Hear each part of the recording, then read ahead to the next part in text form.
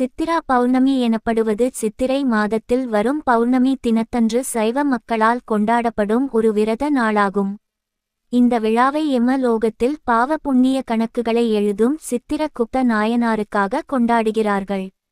அவர் தங்களின் பாவக் கணக்குகளை குறைத்து நற்கணக்குகளை அதிகமாக்குவார் என்பது நம்பிக்கையாகும்.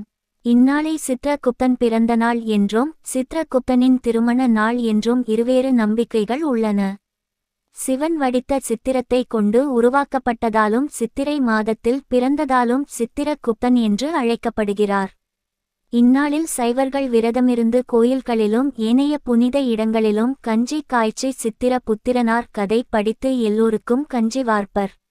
இந்நாளில் முன்னோர் பொங்கல் வைத்து பூச்சொரிந்து குரவை கூத்தாடி வசந்த விழாவை கொண்டாடினர். காலப்போக்கில் இதை சிவனுடைய சிறப்பு விழாவாக கொண்டாடத் தொடங்கினர். தாய் உயிருடன் இல்லாத ஆண்கள் அனைவரும் காலையில் எழுந்து நீர்நிலைகளுக்குச் சென்று நீராடி இறந்த தாயாரை நினைத்து தர்ப்பணம் பண்ணுவர். நன்றி.